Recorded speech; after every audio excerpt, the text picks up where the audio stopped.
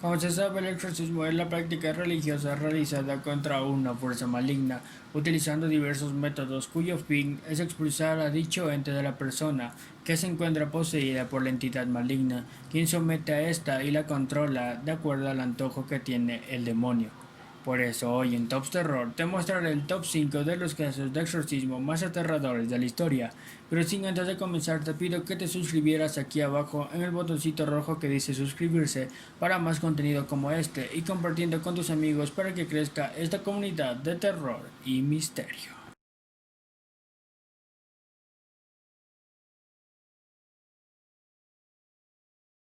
Anneliese Mitchell nació en Alemania Occidental el 29 de septiembre de 1952 en una familia convencional de clase media y con fuertes creencias católicas. A los 16 años la joven tuvo un ataque de epilepsia, lo que la llevaría a ser diagnosticada con epilepsia en el lóbulo temporal, por lo que tuvo que ser internada en un hospital psiquiátrico. De ahí para adelante la vida de la mujer cambió y se hundió en una fuerte depresión. A los 17 años comenzó a oír voces y también se volvió intolerable a algunos objetos religiosos como agua bendita o crucifijos. Los tratamientos médicos a los que estaba siendo sometida la joven no estaban surtiendo efecto. Su depresión cada vez era más grande y esta era acompañada por comportamientos agresivos, gritos y actos perturbadores, como la ingesta de su propia orina o de insectos que encontraba en su cuarto. Desesperados, los padres dejaron la ciencia de un lado y acudieron a la iglesia, pues ellos estaban casi seguros que su hija estaba poseída por un ente demoníaco. Al principio la Iglesia rechazó el pedido de exorcismo, pues en la actualidad estos casos son rigurosamente estudiados debido a que las enfermedades mentales han hecho que este ritual no se practique con la frecuencia que se hacía en años anteriores. Al final, y al ver el estado de Mitchell, la Iglesia asignó a dos exorcistas para que sacaran de la joven lo que estuviese adentro. Anneliese tuvo que ser sometida durante 9 meses a rituales de exorcismo, al menos 2 sesiones por semana de 4 horas. En ellas los curas y sus padres presenciaron cosas inexplicables, como la fuerza sobrehumana de la joven o que hablara en lenguas extrañas. Además, durante los rituales la mujer reveló los nombres de los supuestos demonios que albergaban en su interior: Lucifer, Judas, Nerón, Caín y Hitler. Todo esto se ha podido saber gracias a las más de 42 horas grabadas por los exorcistas durante la realización del ritual. Según el médico de Anneliese Mitchell, murió el 1 de julio de 1976 por desnutrición y deshidratación.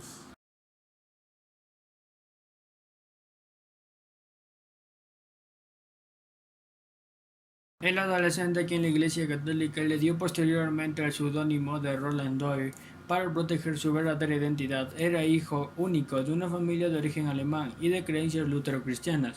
Los extraños fenómenos comenzaron en propiedad en enero de 1949 en la misma casa de Roland, cuando en el dormitorio de su abuela un cuadro en el que se representaba a Jesús apareció torcido y se movía como si alguien golpeara la pared tras él.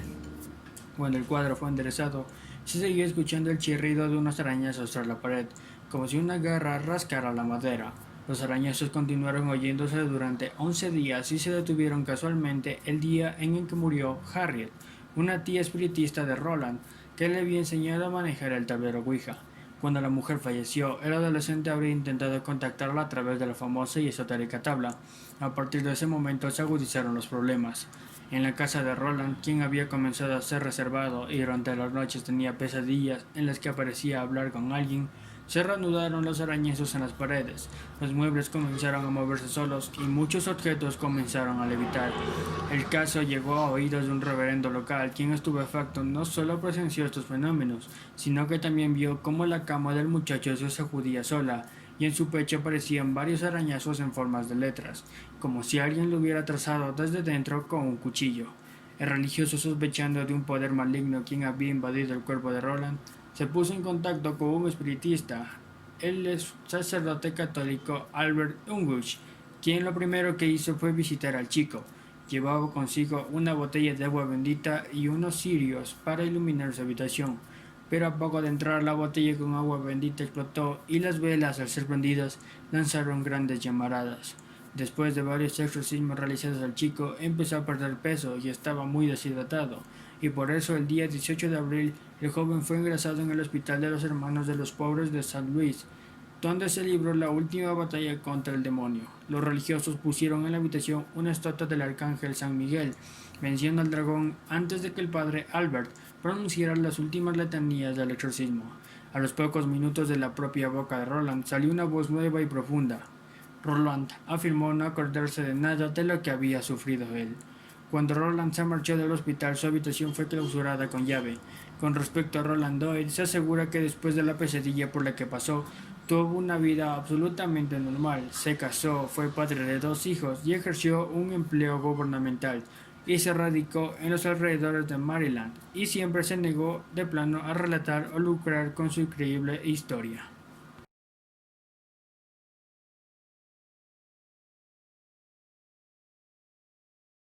Michael Taylor, de 31 años, y su esposa Christine, de 29, eran otra pareja de clase media que hace poco asistían a los servicios religiosos de la iglesia cristiana. Nada fuera de lo cotidiano, pero de pronto, un día durante la misa, Michael empezó a hablar en lenguas y a agredir a una mujer de la congregación con la que presuntamente tenía una aventura. Según lo sospechaba su esposa, fue necesario que varios de los presentes redujeran a la fuerza a este hombre. Mientras tanto, el sacerdote se puso en contacto con un par de expertos en exorcismos, el padre Peter Vincent y el reverendo metodista Raymond Smith. El exorcismo tuvo lugar en otra iglesia de la localidad el 5 de octubre de 1974 por la noche. En este ritual, los exorcistas manifestaron haber expulsado con éxito al menos 40 demonios del cuerpo de Taylor. Sin embargo, dieron por terminado esta ceremonia alrededor de las 7 de la mañana del día siguiente. A pesar de saber que aún permanecía 3 de los más peligrosos demonios en el interior de este hombre, que era la locura, el asesinato y la violencia, los sacerdotes consideraron que el huésped de dichos entes infernales necesitaba un descanso para reponerse física y mentalmente para continuar con el proceso. Este sería el error que convertiría esta historia en una tragedia. Sin embargo, algunas precauciones fueron tomadas antes de trasladar a este hombre a casa ese día.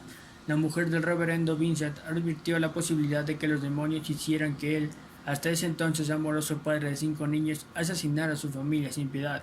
Es por eso que los hijos de la pareja fueron enviados con sus abuelos.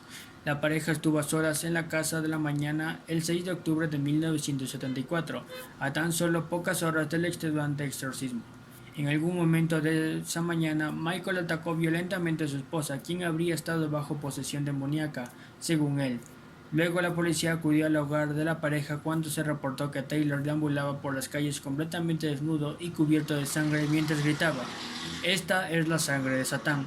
La policía reportó el terrible hallazgo realizado al interior de la casa, que era simplemente indescriptible. El perro que había sido estrangulado por Michael con sus propias manos, pero lo más sádico de todo era que recibió el trato de Christine. Las evidencias señalan que Michael usó solamente sus manos para arrancarle los ojos y la lengua de su esposa mientras ella seguía con vida, pero aún así desgarró el rostro de su víctima y por eso fue irreconocible hasta ese punto. Había descarnado casi la mitad del mismo, y la causa de muerte se presume que fue el ahogamiento con su propia sangre. Michael fue detenido como era de esperarse y el juicio inició, y la defensa de Michael Taylor formuló el caso alrededor de un alegato de demencia provocada por el exorcismo realizado por los reverendos Vincent y Smith aquella noche.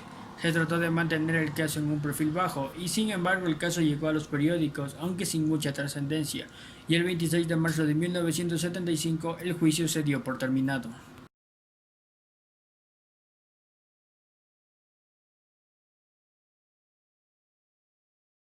Anna Eglund era una chica de apenas 14 años que empezó a mostrar señales de estar poseída por un demonio.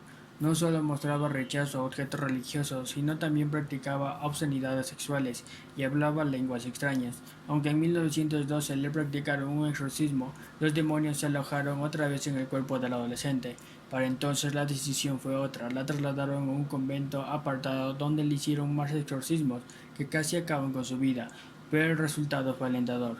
Luego trascendió que el padre y la tía de la jovencita practicaban brujería, por lo que se cree que estos fueron los que ocasionaron estos exorcismos.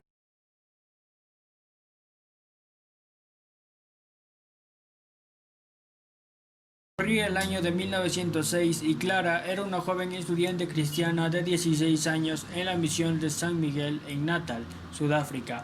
Aunque se desconoce el motivo, unos dicen que a través de rezos y oraciones, y otros que como consecuencia de extraños rituales, cuentan que la joven acabó haciendo un pacto con Satanás. Pocos días después, Clara fue sufriendo una serie de impulsos extraños, rechazando los artefactos religiosos como crucifijos. Podía hablar y entender varios idiomas de la que no tenía conocimiento previo, y tenía conocimiento sobre los pensamientos y las historias de las personas que la rodeaban. Las monjas que asistieron a Clara contaron que ella hacía horribles sonidos bestiales, y también llegó a levitar hasta 5 metros en el aire, y más de 150 personas afirmaban haber estado presentes durante las levitaciones. Finalmente, 2 sacerdotes fueron llamados para realizar un exorcismo, y Clara intentó estrangular a uno de los sacerdotes con la estola, mientras los sacerdotes realizaban el ritual y las levitaciones eran continuas. Pero al final los espíritus fueron expulsados del cuerpo de Clara. No olvides de suscribirte si aún no estás suscrito, aquí abajo donde dice suscribirse para más contenido como este, y dejando tu like y compartiendo con tus amigos para que crezca esta comunidad de terror y misterio. Y aquí abajo en la descripción te dejo mis otros videos que sé que te van a gustar.